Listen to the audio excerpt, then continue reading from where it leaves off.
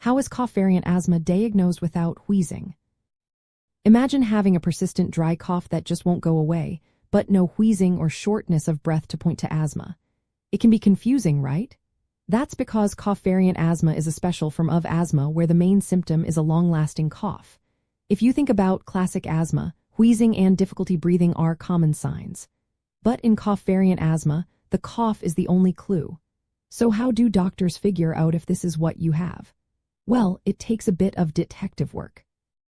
First, they ask about your cough. They want to know how long it lasts, if it's dry or productive, and what might trigger it. They also check for things like allergies, respiratory infections, or irritants that could cause the cough.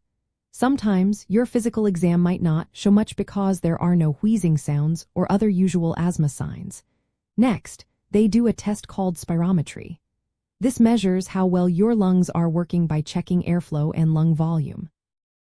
In cough variant asthma, the results are often normal because your airways aren't blocked at rest. That can be tricky because normal spirometry doesn't rule out asthma.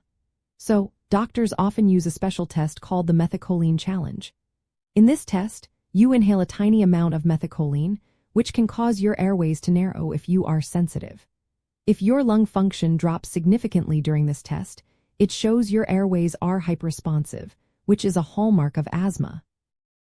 Another helpful step is analyzing your sputum, which is the mucus you cough up. If it shows high levels of eosinophils, a type of white blood cell involved in asthma, it supports the diagnosis. Allergy testing can also help identify triggers that might cause your cough. Sometimes, doctors will try treating you with asthma medicines like inhaled corticosteroids or bronchodilators.